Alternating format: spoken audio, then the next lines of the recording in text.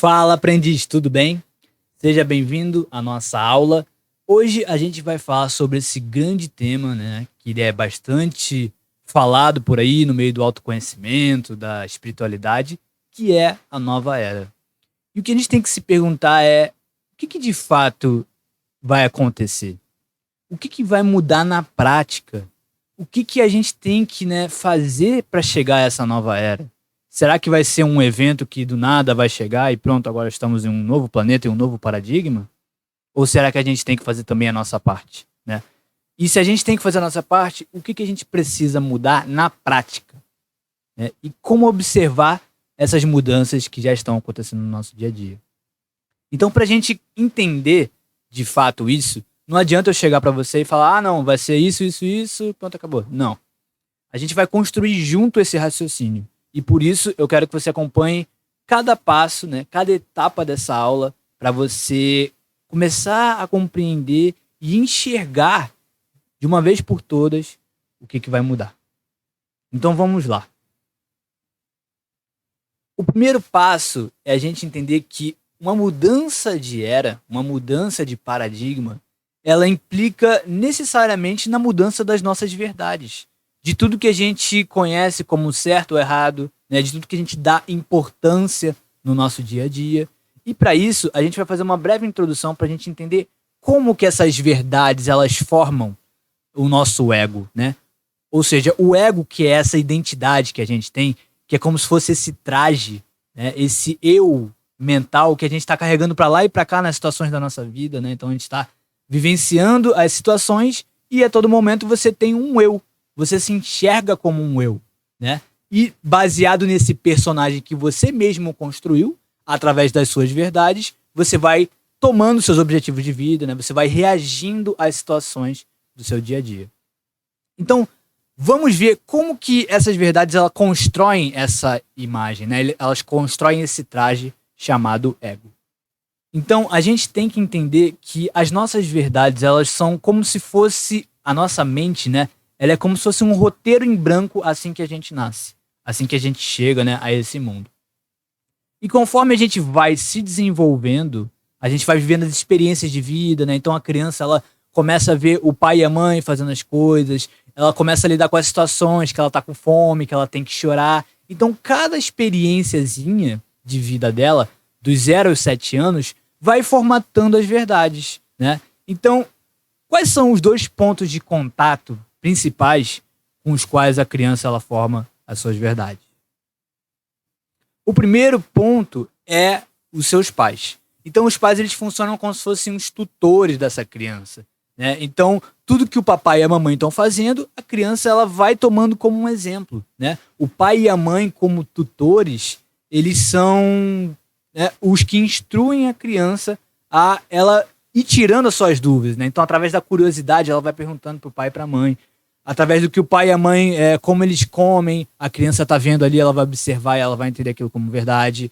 Ela vê o pai e a mãe se relacionando, então ela entende que um relacionamento, né, é feito através de pai e mamãe, né? Aí, digamos assim, a criança, ela tá dentro desse mundo, né, a família dela ali, a casa dela, que é o pai e a mãe, né, o ambiente que ela tá absorvendo isso. E aí ela vai pra rua e ela observa um casal de 2 homens se beijando. E ela pergunta, mãe, o que é aquilo aí? Por que eles 2 estão se beijando? Por que ela faz essa pergunta? Porque no mundo dela, ela só entendia até então que um relacionamento era o papai e a mamãe.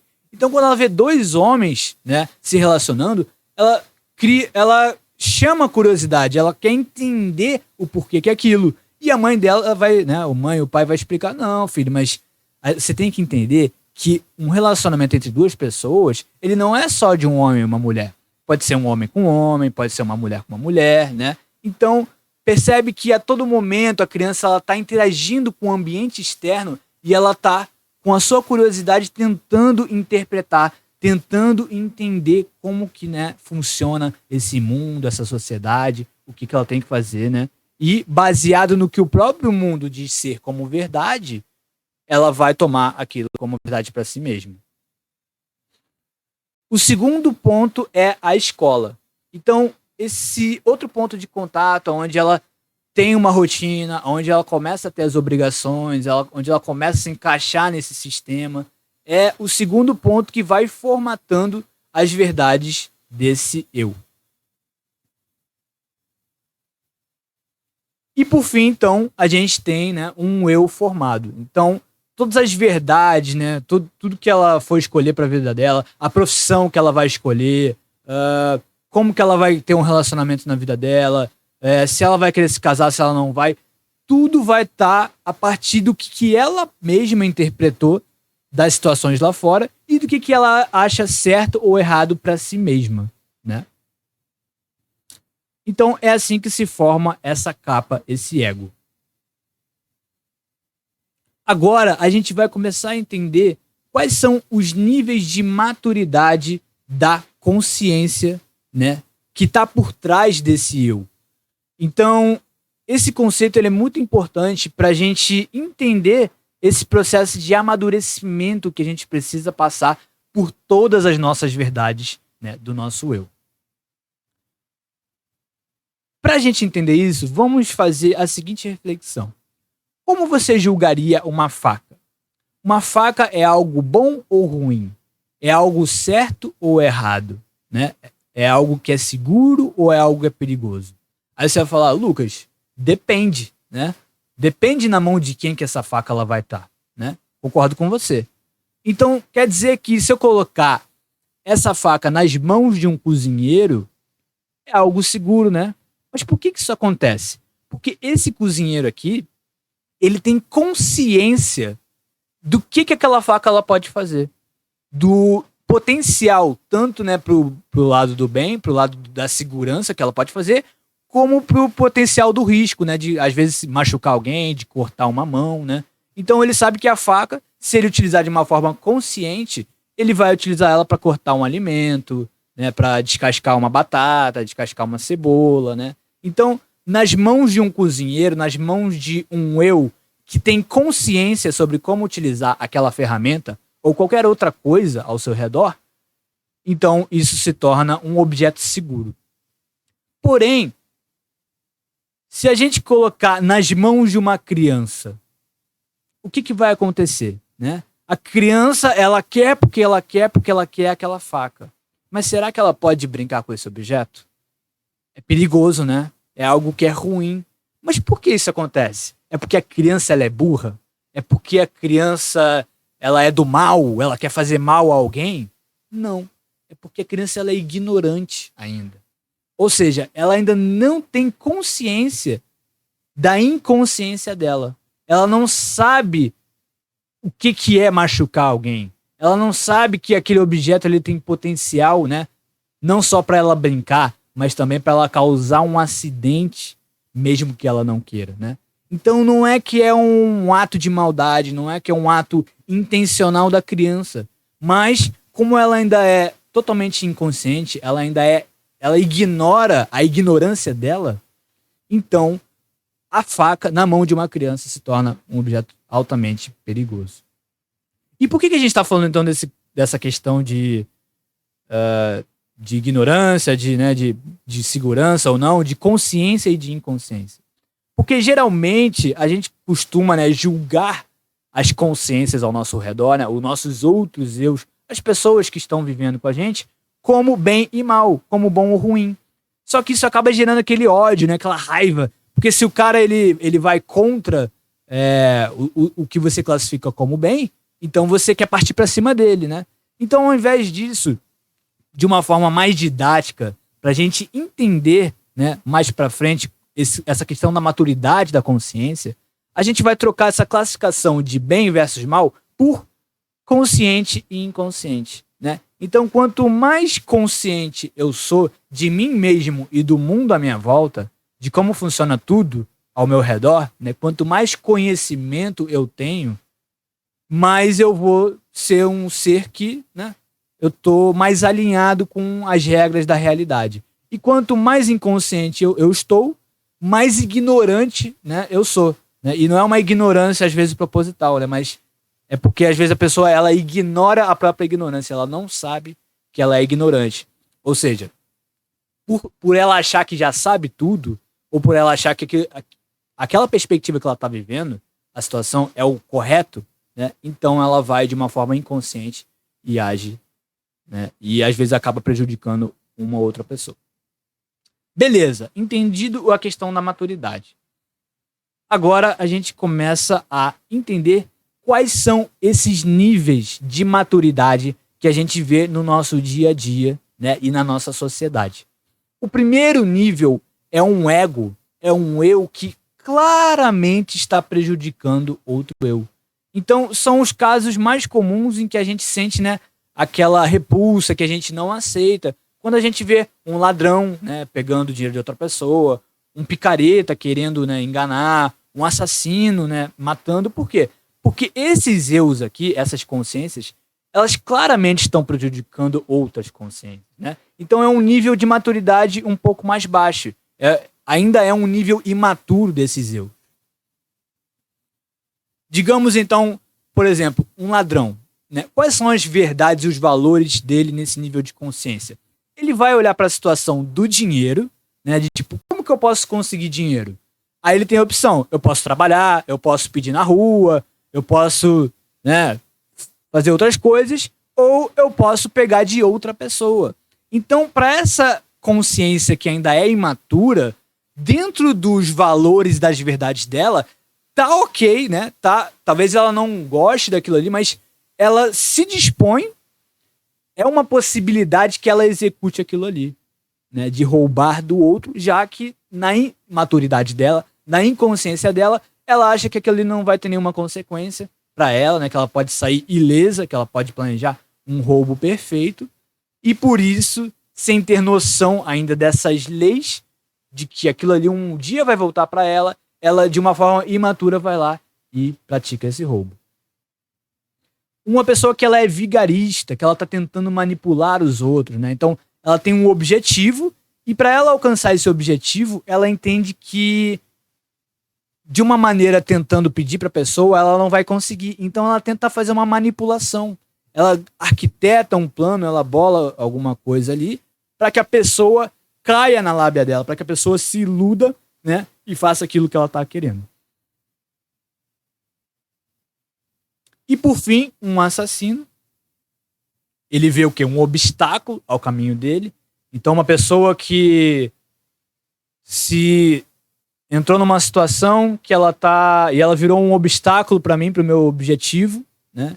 Então eu vou lá e assassino ela. Ou então eu tô com muita raiva daquela pessoa e ao invés de eu dialogar, ao invés de eu esquecer aquela pessoa, eu vou lá e me vingo dela, né? Eu vou lá e cometo um assassinato, né? Então perceba quais são as verdades e os valores que estão como uma coisa certa para quem ainda está nesse nível mais imaturo de consciência. O segundo nível é o nível que a maioria das pessoas hoje se encontra, né? É o eu, somente eu. Então, esse eu aqui, ele entende que para ele viver a vida dele, ele não vai prejudicar um outro eu, né? Pelo menos de uma forma tão clara e direta. Porém, ele vive em sociedade, ele vive em um coletivo, em um grupo. Só que qual que é o mais importante para ele? O próprio sucesso, né? Então, eu tô vivendo com outras pessoas, eu tô me relacionando, eu tô num trabalho, só que o objetivo desse eu, dessa consciência, ainda é o próprio benefício.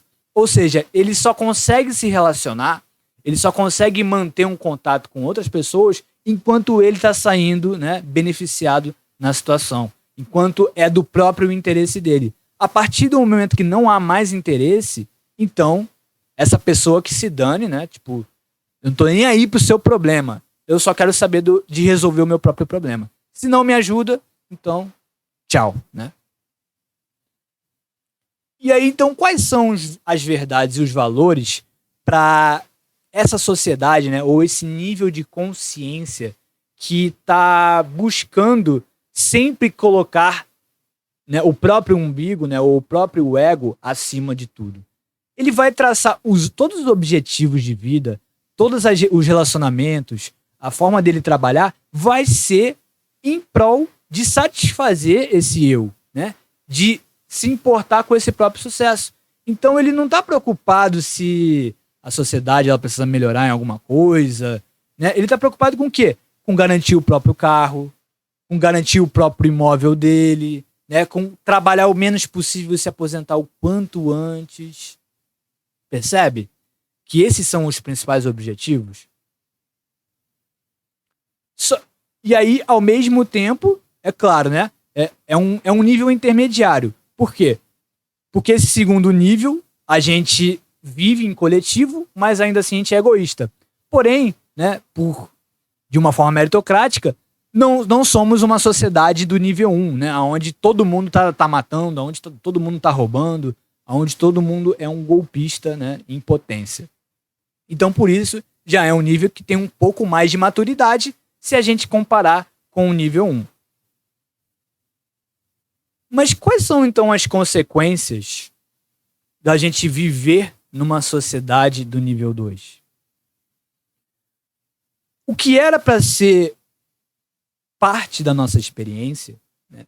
Ou seja, um veículo que potencializa, que nos ajuda a viver melhor, ele acaba se tornando uma escravidão, uma obsessão. Então não tem nada de errado de você ter o seu próprio imóvel, de você ter o seu próprio carro. Eu sei que isso faz parte da vida, né? Ninguém está dizendo que você não possa ter. Só que quando o único objetivo de vida, ou o único significado da sua vida é você ter um apartamento, você ter um imóvel e você ter um carro, por causa, né, que você quer ter o seu patrimônio, por causa que você não quer passar pela escassez de dinheiro, então isso acaba se tornando uma escravidão. Porque você deixa de viver a sua vida em prol desse objetivo. Você não é feliz, você nunca está satisfeito, você nunca se sente preenchido enquanto você não conseguir essas coisas aqui. E o pior de tudo, às vezes até consegue, às vezes financia, às vezes força a barra para conseguir, mas mesmo assim você não se preenche, né? Então é exatamente esse o grande vazio interno que a sociedade no nível 2 ela está passando. E por isso que a gente tenta sempre o quê? Ser feliz, mas a gente nunca consegue.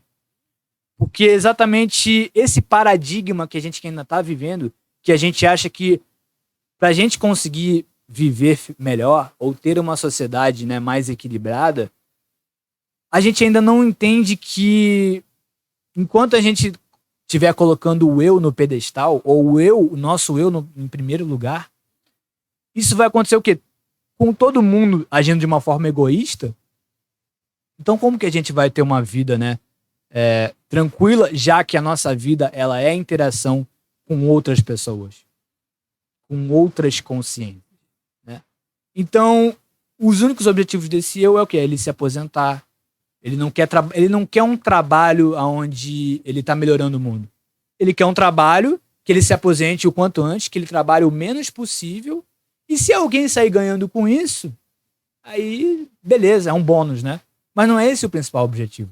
O objetivo dele principal é ter o maior salário, ter a coisa ali que beneficia a ele próprio. Os relacionamentos também, né? Nossos relacionamentos. A pessoa começa a se relacionar com o outro, mas somente enquanto há interesse dele mesmo. Quando o outro começa a fazer alguma coisa que não está, né, de acordo, com que ele não gosta, aí começa o julgamento, começam a apontar o dedo pro outro. Porque você é isso, você é aquilo, né? Então, olha como que esses valores, essas verdades do nível 2, elas acabam gerando essa infelicidade no nosso dia a dia. Mas aí você deve estar se perguntando, tá, Lucas? Mas se não for assim, como que a gente vai ser? O ser humano, ele é assim. O ser humano, ele é egoísta, né? Tá na nossa natureza do homem. Será mesmo? Será que não existe uma maneira melhor? Será que não existe um paradigma totalmente diferente, onde todas essas verdades e os valores do nível 2, elas mudem, né? Então é isso que a gente vai começar a explorar a partir de agora. Só que para a gente entender como que as verdades e os valores elas mudariam quando a gente tivesse num paradigma diferente, a gente precisa fazer uma simulação, né? Ou seja, a gente vai simular uma sociedade que vive em um nível de consciência diferente. Só que para nossa simulação, a gente vai fazer uma preparação agora. Então a gente vai analisar algumas verdades e alguns valores da nossa sociedade nível 2 e a gente vai fazer uma escala de valores e de importância, onde a gente vai atribuir uma nota e um julgamento para aquelas coisas que são importantes ou não para a gente no nosso dia a dia, né? E também dos julgamentos do que é o certo e do que é o errado de uma maneira mais generalizada e coletiva do nível 2. Então vamos à nossa preparação. Hoje em dia, de uma escala de 0, né, de uma nota de 0 a 10, o quão importante, né, ou o quão relevante é um prato de comida no valor de R$ 10? Então, a gente pode refletir que um prato de comida ele é importante pra gente? Claro, a gente precisa todo dia, né, comer. Só que você chegar para um amigo e falar assim, cara, olha, eu conquistei um prato de comida hoje, é algo muito relevante? É algo muito importante assim? Não é, né? Por quê? Porque um prato de comida é algo que a maioria das pessoas consegue facilmente, né, adquirir. Então, de uma escala de 0 a 10 de nível de importância, a gente vai atribuir a esse objetivo aqui, né, de ter um prato de comida, como uma nota 3. Acompanha comigo que você vai entender o porquê a gente está fazendo essas avaliações. Certo. E um carro, né? Qual que é o grau de importância nessa sociedade de hoje de você ter um objeto material chamado carro?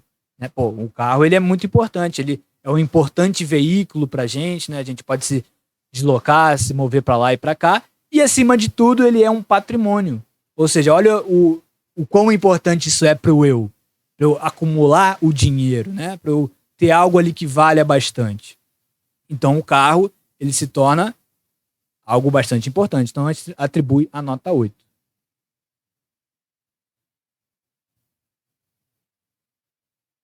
E uma água? Uma água é algo que é muito importante. Claro, a água é importante para a gente, né, sobreviver, para a gente fazer nossas coisas do nosso dia a dia. Mas qual que é a nota que a gente poderia dar? Né? Uma água não é algo tão importante assim. Água você encontra em qualquer esquina para comprar e é bastante barato, né? Então, vamos atribuir a nota 1 de importância para a água. E um celular? Um celular, ele não é um objeto tão caro assim para a sociedade. Porém, ele é muito importante para a gente. Porque hoje, sem celular, o que a gente faz sem celular, né? A gente trabalha, a gente se comunica. Então, para uma pessoa, um celular, ele é algo que é muito importante. Então, vamos atribuir a nota 7. E uma televisão? Uma televisão você pode ver a sua série favorita, né? Os seus canais ali, a sua novela, ou o seu próprio YouTube. Então, uma televisão é algo que, né, é valioso pelo seu valor, mas não é nem tão importante e também nem tão indispensável assim, né? Então, a gente vai atribuir uma nota 5 para uma televisão.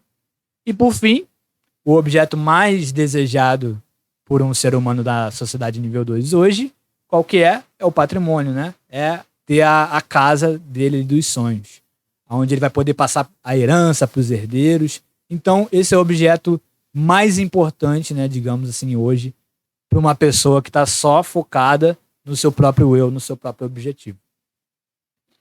Beleza, então, agora a gente vai trocar essa escala para, ao invés da gente avaliar por nota, né, de 0 a 10, a gente vai avaliar como bom, ruim, tranquilo, muito ruim, indiferente, né? Então, a gente avaliou ali anteriormente os objetos materiais. Agora a gente vai analisar alguns atos que se eu cometesse nessa sociedade nível 2, como que isso seria classificado, né? Como que seria julgado? Então, eu invadir uma propriedade é considerado algo bom ou ruim? É considerado algo muito ruim, né? Imagina que todo mundo saísse invadindo a propriedade um do outro, né? Saísse um pulando a casa aí do outro, né? Então, seria um completo de um caos. Então, a gente vê isso como algo ruim. E eu cometer um assassinato? Uma pessoa ali que está no meu caminho, que eu preciso eliminar ela. Também é visto como algo que é muito ruim, né? Imagina se todo mundo saísse. Se cada pessoa que me contraria, eu tivesse que sair matando ela, né? Então a gente viveria num perfeito de um caos. Eu confiar em um amigo é algo que é bom ou que é ruim? É algo que é aceitável, né? É tranquilo. Pô, um amigo meu, eu chamo ele pra vir pra minha casa, pra ele, né, ter um jantar comigo ali, confio nele, né? Ah, pô, se a gente estiver no restaurante, eu pago a conta, depois ele me dá, né? Então, eu posso confiar em um amigo, é algo que é tranquilo pra gente. E eu confiar em um estranho, né? Confiar num estranho depende da situação. Eu posso chegar para um estranho na rua e pedir uma informação, perguntar que horas são, perguntar onde é que fica a próxima padaria, a próxima lanchonete, né? Isso eu posso confiar. Agora, determinadas coisas eu já não consigo confiar tanto, né? Eu não chegaria para um estranho e falaria para ele tomar conta da minha carteira, né? Então, vamos classificar isso como neutro, como algo que não é nem bom nem ruim eu confiar em um estranho. Beleza, Lucas, mas onde você está querendo chegar com tudo isso, né? Essa é só a nossa preparação para a gente analisar as verdades e os valores do nível 2. Agora a gente vai fazer uma simulação em que vai haver uma troca de nível. Então, na nossa simulação, imagina que a gente está vivendo nessa sociedade nível 2, tranquilamente, né? E aí do nada acontece uma catástrofe. Alguma coisa acontece no planeta inteiro e a gente acaba ficando sem eletricidade. Então imagina que as represas transbordaram e as hidrelétricas pararam de produzir energia, o vento parou, né? A gente está totalmente num apagão geral. O planeta inteiro está apagado. E aí com isso a sociedade, né, o sistema financeiro cai, as pessoas ficam sem luz em casa, só que num primeiro momento as famílias, como elas reagem? Ah, é só um apagão, né? Então vamos esperar as coisas voltarem ao normal.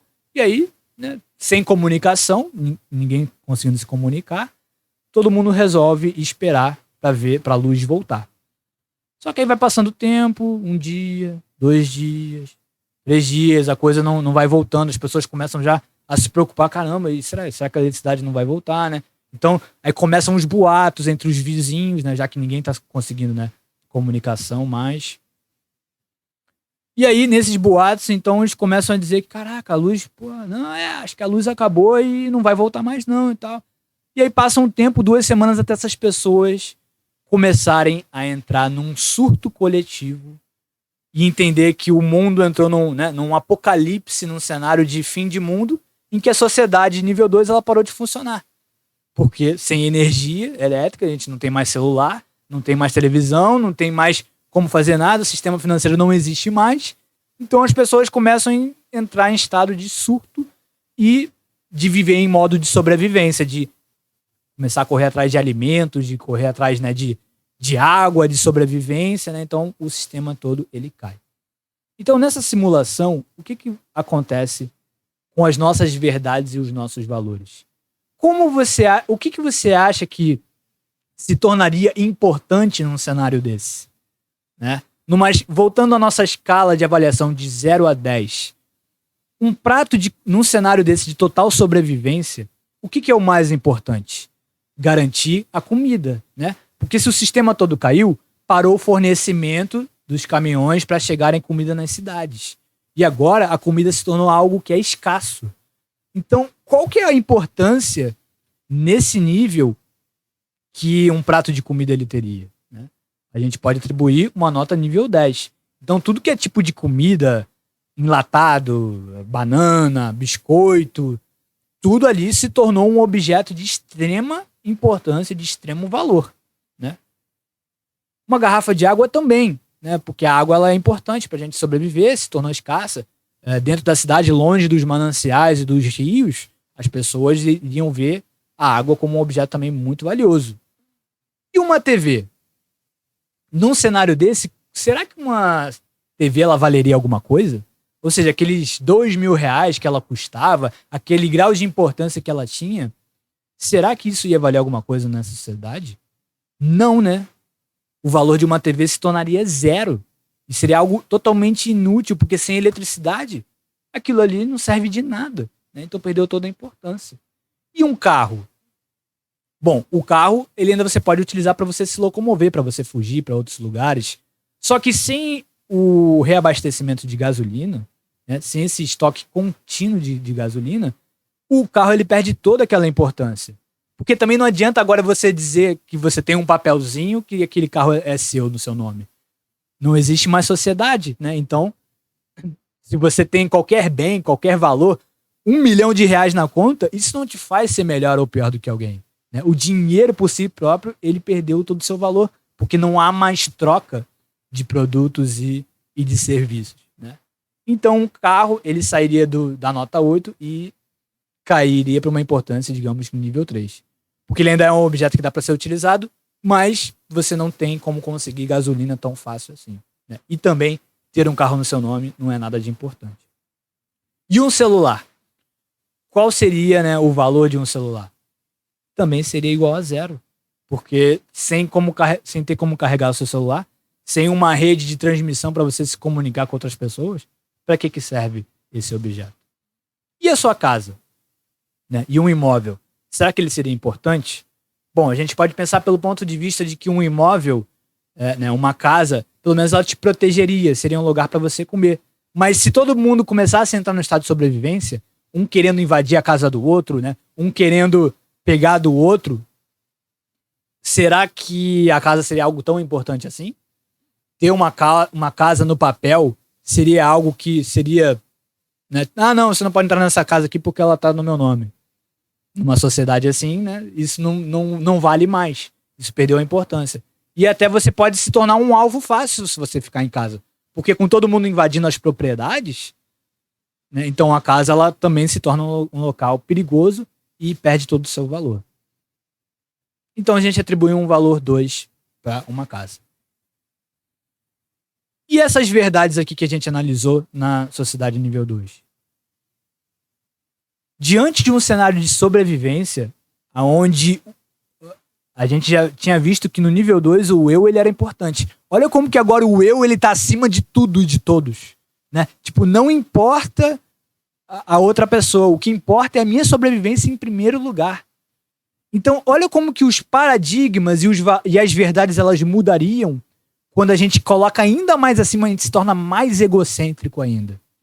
Então, ou seja, invadir uma propriedade até talvez fosse algo que não fosse algo que eu teria orgulho de dizer que eu fiz. Mas seria algo aceitável. Porque se tá todo mundo nesse desespero, se tá todo mundo precisando sobreviver e garantir a comida, as pessoas, uma ia começar, né, a entrar nas casas das outras para procurar alimento, para procurar ferramentas, procurar ali o que fosse para conseguir sobreviver. E aí, você cometer um assassinato também seria, né, por mais bizarro que pareça, seria algo aceitável. Porque você agora perdeu o poder de confiar nas pessoas. Você não sabe se aquele cara ali ele é amigo ou se ele é inimigo. Se quando você virar as costas ele vai te matar só para pegar o seu alimento, para ele sobreviver, né? Então, olha só que quanto mais caótico, quanto mais o ego tá acima, olha como que os valores eles mudam, né? Olha como que o paradigma mudou completamente dessa sociedade. E você confiar em um amigo é muito arriscado, né? Porque se tá todo mundo ali nesse grau de sobrevivência, aquele cara que se diz seu amigo a vida inteira, quando faltar comida, quando vocês dois estiverem sem comida, você não sabe qual vai ser a reação dele. Você não sabe se o instinto animal dele vai ser maior e ele vai querer, né, pegar o teu alimento e deixar você morrendo de fome. Então até confiar numa pessoa seria mais arriscado. E você confiar num estranho, pior ainda, né? Seria algo totalmente impossível. Você vê uma pessoa do outro lado da rua, você não sabe se ele é inimigo, se ele é amigo, se você pode confiar, se você não pode confiar, né? Então, olha só que interessante, né? Como que todos os valores, todas as verdades, elas mudam quando a gente muda o paradigma da sociedade. E é exatamente isso que eu quero que você perceba. Porque pra gente viver uma nova era, não é a gente ter mais carro, não é a gente ter mais casa, a gente achar que precisa, né, ter R$ 1 milhão na conta todo mundo que vai resolver o problema do planeta. Né? Então, a nova era é o fim do mundo? A nova era é esse apocalipse, Lucas? Meu Deus do céu, agora eu fiquei preocupado, né? Será que a nova era é esse apocalipse aí que você está falando? Não.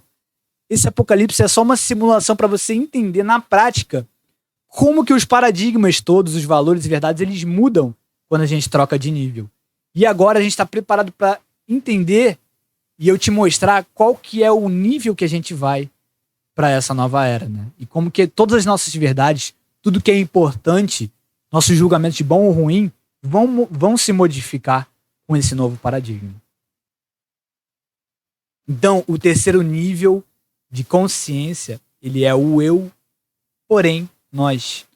Aonde é importante que eu tenha um ego. É importante, sim, eu ter as minhas verdades, eu ser um indivíduo, eu ter as minhas características, só que acima das minhas necessidades, acima dos meus interesses, o coletivo, a unidade, ela é mais importante do que somente os meus interesses. Então, nesse novo paradigma, as pessoas elas não trabalham para ter mais patrimônio, para garantir o seu próprio sustento, sua própria aposentadoria.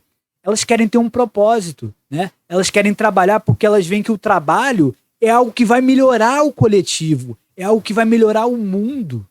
Os relacionamentos, ao invés de eu chegar para uma pessoa, né, e se eu discordo de algo dela, eu falar que eu tenho razão, que a minha verdade é melhor do que a sua, que você tem que se calar por causa disso, a gente fala, não, beleza, se a gente discorda nesse ponto aqui, então, de que maneira eu e você podemos, né, cada um com a sua verdade, conviver com isso? Ou se até melhor, cada um ir pro seu canto, já que a gente é diferente. Percebe como que muda? Como é que os problemas, os desafios, eles têm uma outra maneira, uma outra lente para a gente enxergar eles, né? E essas lentes são as nossas verdades. O que é certo, o que é errado, o que é importante ou não é pra gente. Isso muda no terceiro nível, quando a gente se vê como um eu que faz parte de um coletivo. E o autoconhecimento, ele é uma ferramenta importantíssima para esse despertar. Porque isso não vai acontecer na marra. Isso não vai acontecer eu chegando para a pessoa, olha, agora a gente tem que viver no nível 3 e tal, e você tem que despertar para a nova era, para o coletivo. Não. É um despertar interno. É um despertar de cada um de nós tem que fazer. Primeiro, eu curo esse meu egoísmo. Eu me torno, né, um ser mais tranquilo emocionalmente. Curo esse medo de escassez, essa vontade que eu tenho de ter um ego alto, inflado, de ser melhor que os outros. E aí sim eu estou preparado para me unir a outras pessoas que também estão despertando através do autoconhecimento.